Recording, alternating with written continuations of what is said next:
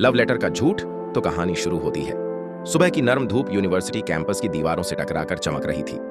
पतझड़ की शुरुआत थी। हवा में पत्तों की सरसराहट और हल्की सिहरन। उन सब के बीच यून सू अपने कंधे पर बैग टांगे रोज की तरह सीढ़ियों से ऊपर लॉकर एरिया की ओर बढ़ी। चेहरे पर वही पुरानी मासूमियत, आंखों में किताबों के बोझ तले छिपा सपना। वो हर दिन की तरह अपना लॉकर खोलती है, लेकिन आज कुछ अलग था। किताबों के बीच एक सफेद लिफाफा रखा था, बिना किसी नाम के, बिना किसी निशान के। उसने थोड़ी हैरानी से चारों ओर देखा, कोई नजरें नहीं मिली। लिफाफे को हाथ में लिया, कागज की मुलायम सरसराहट जैसे किसी भूले बिसरे जख्म पर पंख रखे जा रहे हों। उत्सुकता के साथ उसने लिफाफा खोला और उसके भीतर थी एक सादी, हाथ से लिखी गई चिट्ठी। उस पर लिखा था, तुम्हारी मुस्कान मेरे दिन की सबसे रोशन किरण है। तुम्हें देखकर ही हर सुबह सुबह लगती है। तुम्हारा यूनसू का दिल एक लम्हे के लिए रुक गया। उसकी उंगलियां कांपने लगी, चेहरे पर हैरानी और हल्की लाली। कभी किसी ने ऐसा कुछ कहा नहीं था, और अब अचानक कोई जो उसे रोज देखता है, उसकी मुस्कान को दिन की शुरुआत कह रहा है। उसकी नजरों के सामने एक चेहरा तैरने लगा, ह्युन वू, क्लास का सबसे शांत और रहस्यमयी लड़का। वो जो शायद ही किसी से बात करता हो, लेकिन जब भी यूनसू से टकराता हल्की मुस्कान जरूर देता। यूनसू को याद आया, कल लाइब्रेरी में वो दोनों एक ही टेबल पर बैठे थे। किताबें बीच में थीं, लेकिन ह्युनवू की नजरें जैसे उसकी पेंसिल की नोक से होकर उसके चेहरे तक दौड़ती थीं। वो मुस्कुराई थी, शायद वही मुस्कान जिसने ये चिट्ठी लिखवाई। क्लास के बीच बीच में यूनसू का ध्यान भटकने लगा। उसकी नजरें हर कोने में उसे ढूंढ रही थीं। कहीं कोई देख तो नहीं रहा, कहीं कोई इशारा तो नहीं कर रहा, लेकिन सब कुछ उतना ही सामान्य था जितना हर दिन होता है। फिर भी उसके भीतर कुछ नया हो रहा था, जैसे किसी ने दिल के दरवाजे के पीछे हल्की सी दस्तक दी हो। वो चिट्ठी अब उसके नोटबुक के पन्नों में रखी हुई थी, लेकिन उसकी धड़कन हर बार उसे छूकर गुजर रही थी। लंच ब्रेक में जब उसकी दोस्त ने उसे कुछ पूछा, तो यूनसू बस मुस्कुरा दी। वो शब्दों में नहीं, अब ख्वाबों में जी रही थी।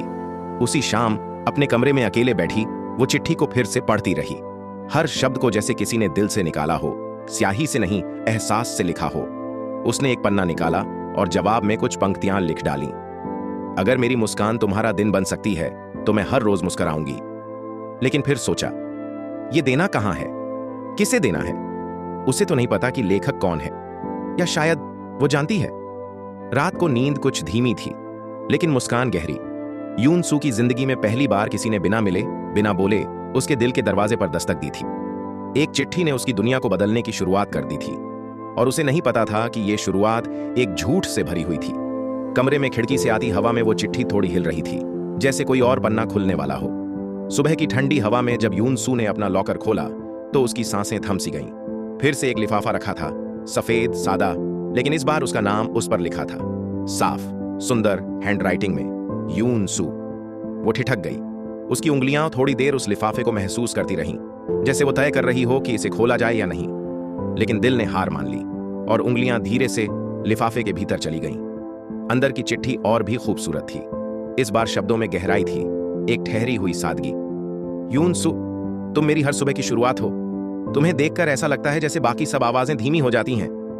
ये पंक्तियां जैसे सीधे उसके दिल के किसी कोने को छू गईं। उसकी आंखों में एक चमक आ गई। अब ये सिर्फ एक इत्तेफाक नहीं था, ये इरादा था। किसी ने उसे देखा था, उसे समझा था, और शायद उसे चाहा था। उसके कदम अपने आप लाइब्रेरी की ओर बढ़ने लगे, जहां अक्सर ह्युनवू किताबों के बीच खोया मिलता था। आज भी वो वहीं था, शांत, गंभीर, किताबों की छाया में बैठा। यूनसू दूर से उसे देखती रही। क्या ये वही है? क्या वही है जिसने ये सब लिखा है? आज उसकी नजरें कुछ कह रही थीं, नर्म सी मुस्कान, हल्का झुकाव, और एक पल के लिए जब उनकी आंखें मिलीं, तो वक्त जैसे थम गया। उस दिन क्लास में भी यूनसू का ध्यान कहीं और था। ब्लैकबोर्ड की जगह अब उसकी आंखों के सामने वो चिट्ठी घूम रही थी। उसके होंठों पर बिना बात के मुस्कान थी, और उसकी सहेलियां हैरान थीं कि आखिर चल क्या रहा है। लेकिन यूनसू कुछ नहीं बताना चाहती थी। वो इस खामोश जादू को अपनी सांसों में जीना चाहती थी। ब्रेक टाइम में जब वो अकेली लॉन में बैठी थी, उसकी उंगलियां बार बार उसी लिफाफे को छू रही थीं। तभी हवा चली और लेटर उसके हाथ से उड़कर जमीन पर जा गिरा। यूनसू झुकने ही वाली थी कि किसी ने पहले उठा लिया। ह्युनवू। उसने चुपचाप लेटर उठाया और बिना कुछ कहे मुस्कुराकर उसे वापस थमा दिया। यूनसू की सांसें उलझ गईं। वो कुछ बोल नहीं पाई, लेकिन उसकी आंखें बहुत कुछ कह चुकी थीं।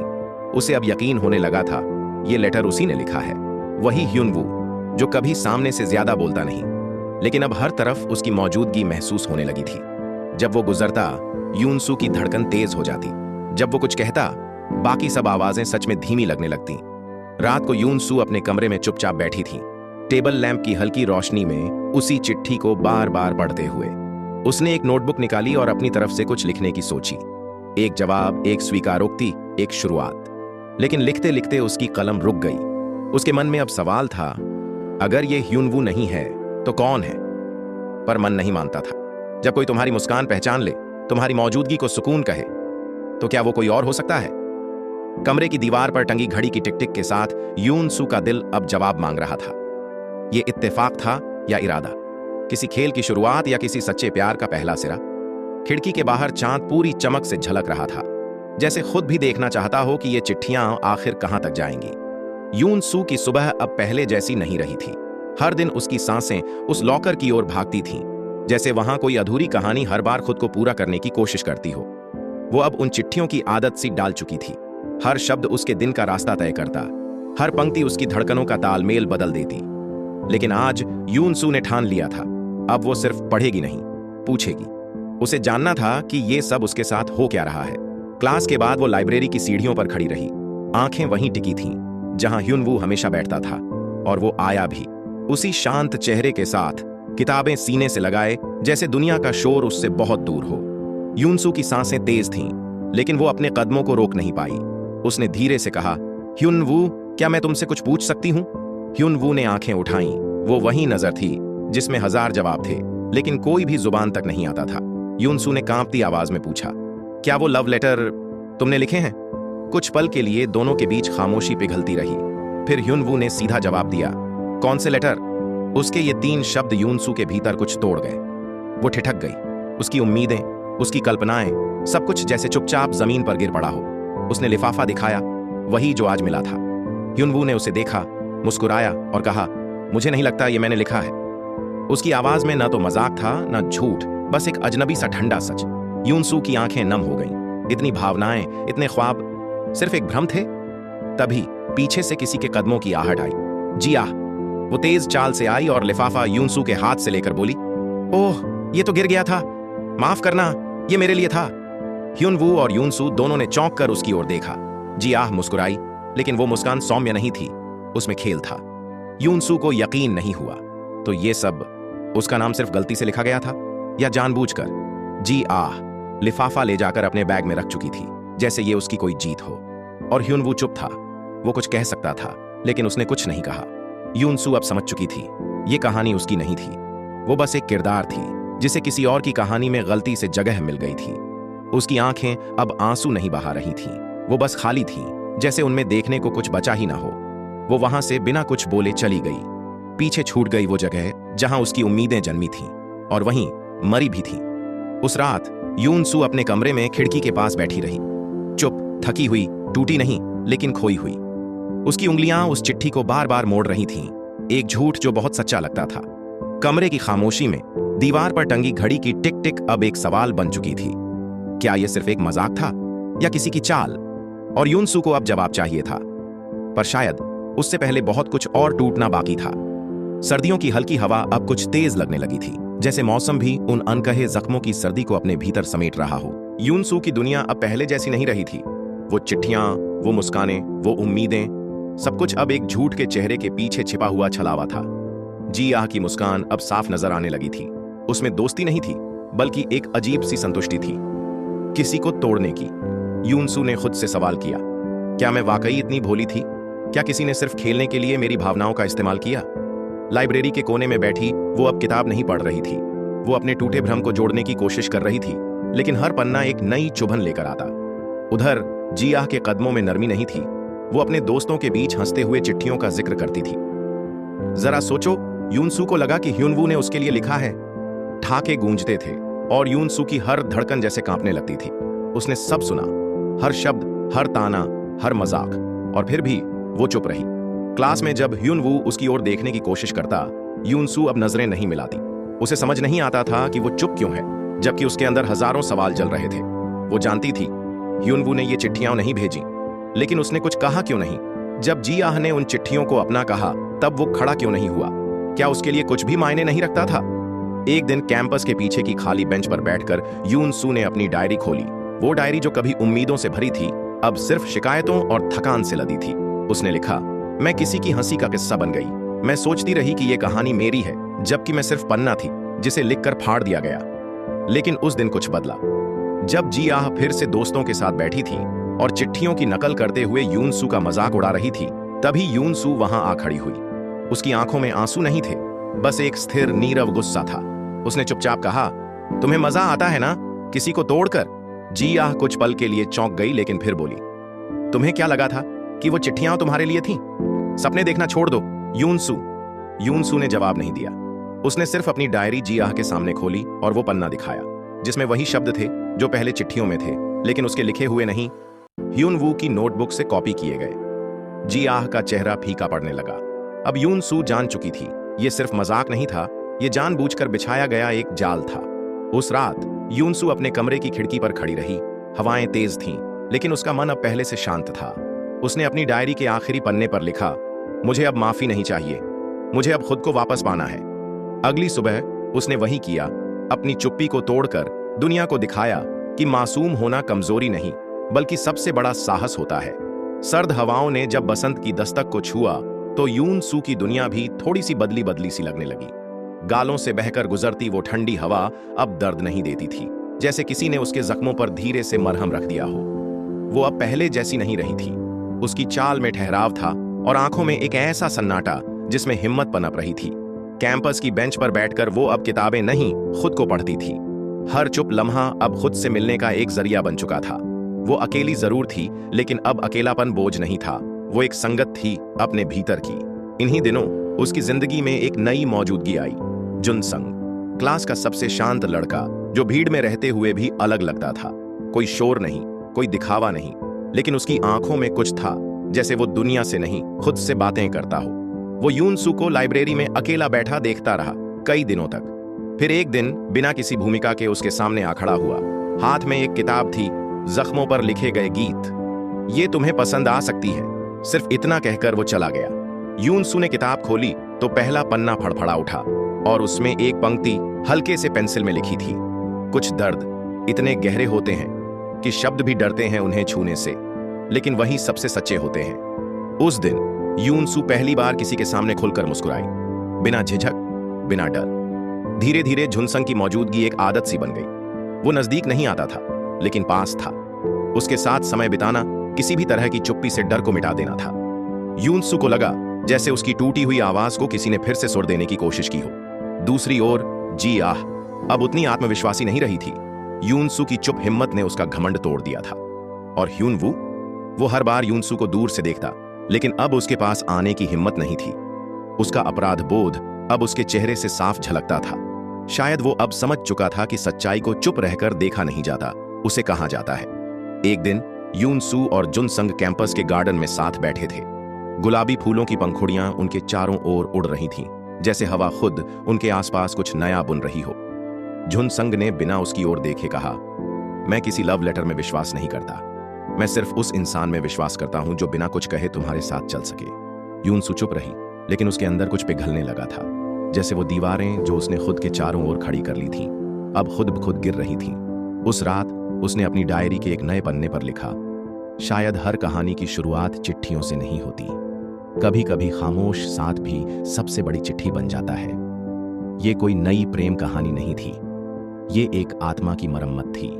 यून सू फिर से जीने लगी थी, लेकिन इस बार किसी और के लिए नहीं, खुद के लिए। धूप अब गर्म होने लगी थी, लेकिन यून सू की आंखों में अब भी बसंत की ठंडी नमी थी।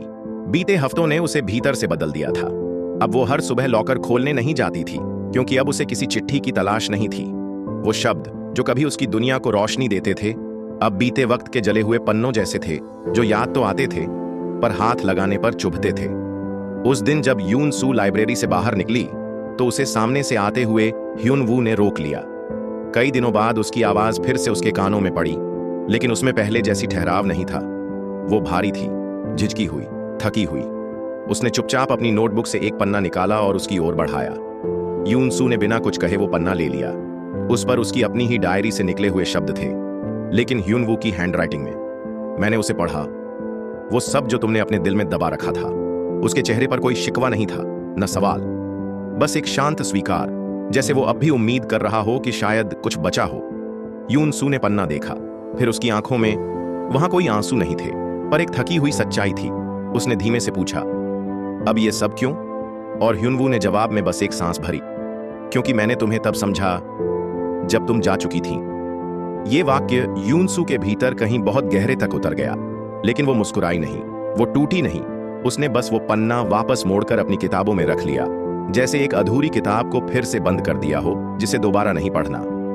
उसी शाम झुनसंग उसके साथ कैंपस के किनारे बैठे थे, वही पुरानी बेंच जहां से नए रिश्तों की शुरुआत होती थी। हवा में हल्की नमी थी और गुलमोहर के पेड़ से कुछ पत्तियां धीरे धीरे उनके कंधों पर गिर रही थीं। यूनसू ने वो पन्ना बाहर निकाला और झुनसंग को दिखाया।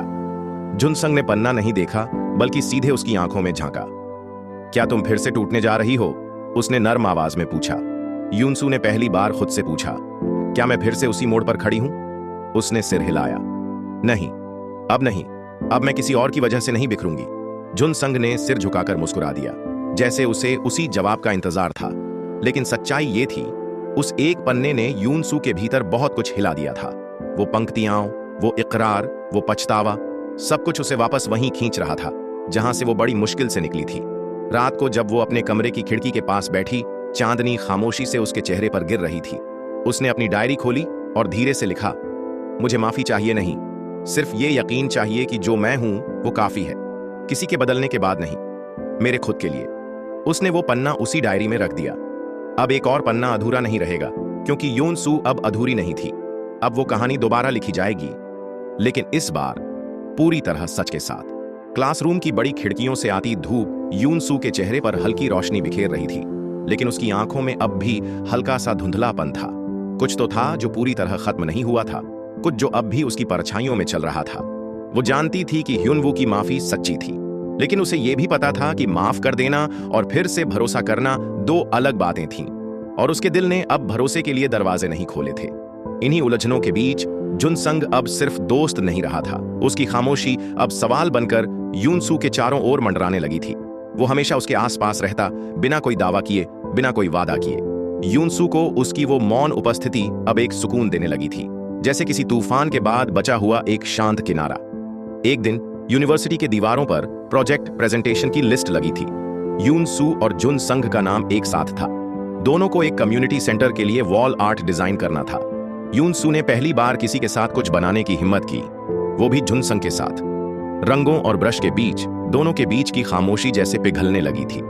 वो शाम कुछ खास थी जब यूनसू ने उसे पहली बार ध्यान से देखा। झुनसंग ने अपनी हथेलियों पर रंग फैलाकर कहा, कभी कभी रंग गड़बड़ भी हो जाते हैं, लेकिन मिलकर कुछ अच्छा बनाते हैं। यूनसू चुप रही, लेकिन उसकी आंखों में हल्की सी चमक आ गई, जैसे उसके दिल की दीवारों पर भी अब रंग चढ़ने लगे हों। उसी रात यूनसू के लॉकर में फिर एक लेटर रखा मिला, लेकिन इस बार लिफाफे पर साफ लिखा था, तुम्हारे बिना शब्द अधूरे हैं, मैं अधूरा हूं। उसने चौंक कर लिफाफा खोला। अंदर के शब्दों में न दिखावा था, न शायरी, बस एक सीधा सा इजहार। वो सोच में पड़ गई, ये किसने लिखा? ह्युनवू अब ऐसा कुछ नहीं करेगा। क्या ये फिर से जियाह का कोई खेल है? लेकिन जब उसने हैंडराइटिंग गौर से देखी तो उसका दिल धड़क उठा। ये झुनसंग की लिखावट लग रही थी। उसने बिना देर किए सीधा जाकर झुनसंग से पूछा, ये तुमने लिखा है?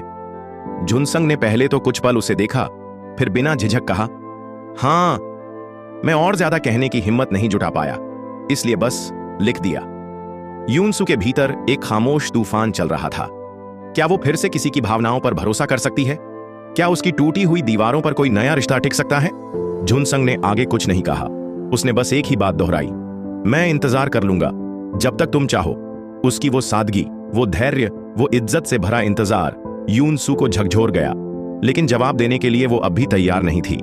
उस रात यूनसू ने अपनी डायरी में लिखा, शायद इस बार कोई मुझे बदलने नहीं, संभालने आया है, लेकिन मैं तब तक किसी का हाथ नहीं थामूंगी जब तक अपनी उंगलियों में पहले खुद की ताकत न महसूस कर लूं। और खिड़की के बाहर चांद एकदम गोल था, जैसे कह रहा हो, कोई रिश्ता अधूरा नहीं होता, बस सही समय का इंतजार करता है। शरद ऋतु की शुरुआत हो चुकी थी। ग्योंगजू की गलियों में सूखे पत्तों की सरसराहट और हल्की ठंडी हवा ने मौसम में एक नई कहानी लिख दी थी। यूनसू अब पहले जैसी नहीं रही थी। उसकी चाल में आत्मविश्वास था, उसकी आंखों में थकान कम और उम्मीद थोड़ी ज्यादा। कुछ अधूरा पीछे छूट चुका था, लेकिन उसकी जगह अब एक धीमी सी रोशनी ने ले ली थी। कॉलेज के आर्ट प्रोजेक्ट में यूनसू और जुनसंग की जोड़ी अब सबकी नजरों में थी। दोनों की केमिस्ट्री में कोई दिखावा नहीं था, बस एक शांत समझ, एक नजरों से बात करने वाली साझेदारी। जुनसंग की मौजूदगी अब यूनसू की रूटीन का हिस्सा बन गई थी, जैसे हर सुबह की पहली किरण बिना कहे खिड़की से दाखिल हो जाती है। एक दिन आर्ट क्लास में प्रोफेसर ने कहा, इस हफ्ते सबको अपने पेंटिंग्स की थीम बतानी है, कोई ऐसा एहसास जो आपकी आत्मा से जुड़ा हो। यूनसू चुप रही, लेकिन उसकी उंगलियां डायरी के उस पन्ने पर जा टिकीं जिसमें लिखा था, मैं तब तक किसी का हाथ नहीं थामूंगी जब तक अपनी उंगलियों में पहले खुद की ताकत न महसूस कर लूं। उसी दिन जुनसंग ने उसे कॉलेज की छत पर बुलाया। सूरज धीरे धीरे ढल रहा था और पूरे शहर पर सुनहरा रंग बिखरा था। जुनसंग के हाथ में एक स्केच बुक थी। उसने कहा, मैंने तुम्हें देखा है, जब तुम टूटी थी और जब तुम खुद को जोड़ रही थी। मैं तुम्हें वैसे ही पेंट करना चाहता हूं, बिना परफेक्ट बनाए, सिर्फ सच्चा। यूनसू के अंदर कुछ पिघला। उसे एहसास हुआ कि किसी के लिए खास होना सिर्फ चिट्ठियों और फूलों में नहीं छिपा। कभी कभी ये बस इतनी सी बात में होता है कि कोई तुम्हारे टूटने से नहीं डरता। लेकिन उसी शाम कुछ ऐसा हुआ जिसने पुराने जख्मों को फिर से कुरेद दिया। कॉरिडोर के एक कोने में यूनसू ने ह्युनवू और जियाह को बातें करते हुए देखा। जियाह अब भी वही थी, आंखों में चालाकी, मुस्कान में धूर्तता, और ह्युनवू, वो अब भी उलझा हुआ था। कुछ पलों में ही वो दोनों उसकी तरफ देखने लगे। यूनसू ने देखा, लेकिन इस बार उसकी आंखें झुकी नहीं, वो बस आगे बढ़ गई, बिना पलटे, बिना रोके। पर ह्युनवू ने उसे पुकारा, यूनसू। यूनसू रुकी। वो नहीं चाहती थी कि अतीत फिर से उसकी सांसों में दाखिल हो, लेकिन ह्युनवू उसके पास आया और पहली बार साफ साफ बोला, मैंने तुमसे कभी मजाक नहीं किया था, चिट्ठियां मैंने नहीं लिखी, लेकिन तुम्हें देखकर मेरे दिल ने वही सब महसूस किया जिन शब्दों को किसी और ने चुरा लिया। यूनसू की आंखों में न आंसू थे, न मुस्कान, सिर्फ सन्नाटा था, जैसे पुरानी किताब का आखिरी पन्ना जो अब भी खुला रह गया हो। वो धीमे से बोली, तुमने चुप रहकर मुझे सबसे ज्यादा तोड़ा था। और फिर बिना कुछ और कहे वो चली गई। जुनसंग अब उसके इंतजार में नहीं था, वो उसके साथ चलने को तैयार था। उस रात यूनसू ने अपनी डायरी में एक नई पंक्ति जोड़ी, अब मैं किसी की परछाई नहीं बनना चाहती, मैं अपनी पूरी रोशनी में जीना चाहती हूं। चांद उस रात कुछ ज्यादा चमक रहा था, जैसे यूनसू की नई रोशनी को आसमान भी अपना हिस्सा मान चुका हो। सर्दियों की हवा अब बसंत के इंतजार में थी। पेड़ों की शाखों पर नई कोपलें आने लगी थीं और आसमान हल्का नीला हो गया था, जैसे किसी ने उदासी की चादर उतारकर उम्मीद की चुप्पी ओढ़ ली हो। यूनसू हर दिन अब एक नए रंग के साथ जी रही थी। वो लड़की जो चिट्ठियों से टूट गई थी, अब खुद अपने शब्दों की कहानी बन चुकी थी। कॉलेज के साल का आखिरी प्रोजेक्ट यूनसू और जुनसंग के लिए एक दीवार चित्र था, एक खुला कैनवास जिस पर उन्हें पुनर्जन्म की थीम पर काम करना था। यूनसू ने पहली बार खुद को रंगों में देखना शुरू किया। वो हर ब्रश स्ट्रोक में अपनी पुरानी यादें धोती रही और हर नए रंग में अपने आज को जिंदा करती रही। जुनसंग बस पास खड़ा रहता, कभी कुछ कहता नहीं, लेकिन उसकी आंखें हर बार भरोसे से भरी होती। एक शाम जब सूरज अपने हल्के सुनहरे रंगों को पूरे कैंपस में फैलाकर धीरे धीरे नीचे उतर रहा था, यूनसू ने दीवार पर आखिरी स्ट्रोक किया। एक अधूरी सी लड़की जो पहले बैठी थी अब खड़ी हो चुकी थी। हाथों में एक कागज था जो अब जल रहा था, और उस आग की रोशनी में उसका चेहरा डर से नहीं, आत्मविश्वास से चमक रहा था। जुनसंग ने धीरे से पूछा, ये आग क्या है? यूनसू ने बिना सोचे जवाब दिया, वो सारे झूठ जो मुझे तोड़ नहीं पाए। उसके इस जवाब में कोई घाव नहीं था, सिर्फ एक नई पहचान थी। उसी रात कॉलेज की सालाना प्रदर्शनी थी। यूनसू की पेंटिंग सबकी नजरों का केंद्र बन चुकी थी। लोग उसे देखकर ठहर जाते, लेकिन किसी को नहीं पता था कि वो चित्र किसी कहानी से निकला है। एक ऐसी कहानी जो किसी लव लेटर से शुरू हुई थी और खुद से प्रेम पर आकर रुकी थी। ह्युनवू भी प्रदर्शनी में आया था। वो कुछ देर पेंटिंग के सामने खड़ा रहा। यूनसू ने उसे देखा, पर पास नहीं गई। अब उसे कोई सफाई नहीं चाहिए थी। ह्युनवू बस उस तस्वीर को देखता रहा, जैसे उसमें वो सब देख रहा हो जो उसने खो दिया था। जुनसंग यूनसू के पास आया और धीरे से कहा, क्या अब मैं जान सकता हूं कि उस पेंटिंग की लड़की क्या सोच रही है? यूनसू ने हल्की मुस्कान के साथ उसकी ओर देखा। वो सोच रही है कि वो अब किसी और की तलाश में नहीं है, क्योंकि उसने खुद को पा लिया है। जुनसंग कुछ नहीं बोला। उसने बस उसकी ओर हाथ बढ़ाया, न जबरदस्ती न उम्मीद, सिर्फ साथ चलने का एक आमंत्रण। यूनसू ने पहली बार बिना झिझक उसके हाथ को थामा। कोई संगीत नहीं था, कोई ताली नहीं, लेकिन दिल की धड़कनें पहली बार बिना डर के चल रही थीं। उस रात यूनसू ने अपनी डायरी का आखिरी पन्ना भरा। जिस दिल ने एक झूठ से टूटना सीखा, उसी दिल ने आज खुद से प्यार करना सीखा है। खिड़की से चांद झांक रहा था, वही चांद जो उसकी हर रात का गवाह था, लेकिन आज वो गवाह नहीं, उसका साथी लग रहा था। यूनसू ने खिड़की बंद की, लाइट बुझाई और खुद से कहा, अब मैं अधूरी नहीं, मैं पूरी हूं अपनी तरह से। वसंत अब पूरी तरह खिल चुका था। ग्योंगजू की गलियों में चेरी ब्लॉसम की बारिश हो रही थी, जैसे आकाश खुद जमीन पर कोई गीत उतार रहा हो। यूनिवर्सिटी का आखिरी दिन था, हर चेहरा किसी न किसी विदाई में भीगा हुआ था, लेकिन यूनसू की आंखों में पहली बार कोई बोझ नहीं था। अब वो विदाई से डरती नहीं थी, क्योंकि अब वो जान चुकी थी हर अंत किसी नई शुरुआत का दरवाजा होता है। कॉलेज के मैदान में एक छोटा सा विदाई समारोह चल रहा था। हंसी, आंसू, तस्वीरें और पुरानी यादें, सब कुछ हवा में घुला था। यूनसू एक किनारे बैठी सब देख रही थी। उसके पास झुनसंग आया, वही सादा मुस्कान, वही शांत आंखें। उसके हाथ में 2 कॉफी के कप थे। उसने एक कप आगे बढ़ाते हुए कहा, तुम्हारे बिना ये कॉलेज अधूरा लगता है, लेकिन तुम पूरी हो और तुम्हें उड़ना है। यूनसू ने कप लिया और कुछ नहीं कहा, क्योंकि अब उसे शब्दों की जरूरत नहीं थी। उस दिन शाम को यूनसू ने अपना कमरा समेटना शुरू किया। किताबें, तस्वीरें, रंग और वो डायरी जिसमें 10 पन्ने थे। हर पन्ना एक दर्द, एक सबक, एक मोड़ का गवाह था। वो आखिरी पन्ना अब भी खाली था। उसने पेन उठाया और धीरे धीरे लिखा। कभी किसी और की लिखी चिट्ठी से टूटी थी, आज खुद की लिखी कहानी से जुड़ रही हूं। ये मेरा आखिरी पन्ना नहीं, मेरी नई किताब की भूमिका है। जैसे ही सूरज डूबने लगा, यूनसू छत पर गई। चारों ओर सुनहरा नारंगी रंग फैला था। हवाएं ठंडी थीं, लेकिन मन में एक अजीब सी गर्मी थी। तभी पीछे से कोई आहट हुई। यूनवू, उसने कुछ पल चुप रहकर कहा, मैं जानता हूं कि अब मेरी माफी मायने नहीं रखती, लेकिन फिर भी मैंने तुम्हें सिर्फ खोया नहीं, खुद को भी खो दिया। यूनसू ने उसकी ओर देखा। अब उसके लिए कोई शिकायत नहीं थी, सिर्फ शांति थी। उसने धीमे से कहा, कभी कभी लोग हमारी कहानी में आते हैं, सिर्फ ये सिखाने के लिए कि हम अपनी कहानी खुद कैसे लिखें। ह्यूनवू ने सिर झुकाया। अब वो भी जान चुका था कि ये कहानी उसके लिए नहीं थी। जुनसंग वहीं सीढ़ियों पर खड़ा सब देख रहा था। जब यूनसू उसकी ओर मुड़ी तो वो बस मुस्कुरा दिया, बिना कोई सवाल किए, बिना कोई अधिकार जताए। यूनसू नीचे आई और झुनसंग के साथ उस आखिरी शाम की सैर पर निकल पड़ी। दोनों चुप थे, लेकिन उनकी खामोशी अब बोझ नहीं, सुकून बन चुकी थी। चेरी ब्लॉसम की पंखुड़ियां हवा में उड़ती रहीं, उनके बालों और कंधों पर गिरती रहीं। यूनसू ने आकाश की ओर देखा और आंखें बंद कर लीं। अब कोई चिट्ठी नहीं चाहिए, अब मुझे खुद को पढ़ना आता है। उसने झुनसंग का हाथ थामा, इस बार बिना डर, बिना सवाल, बिना पीछे मुड़े। उस रात जब यूनसू ने अपना बैग पैक किया तो डायरी की जगह एक नया स्केचबुक रखा, खाली पन्नों से भरा एक नई जिंदगी की शुरुआत के लिए। और चांद, वो आज बिल्कुल गोल था, जैसे वो भी जानता हो कि जब एक लड़की टूटकर खुद को जोड़ ले तो उससे बड़ा कोई चमत्कार नहीं होता। आपको कहानी कैसी लगी? कमेंट में जरूर बताना। इसी तरह की प्यार भरी स्टोरी देखने के लिए वीडियो को लाइक और चैनल को सब्सक्राइब करें।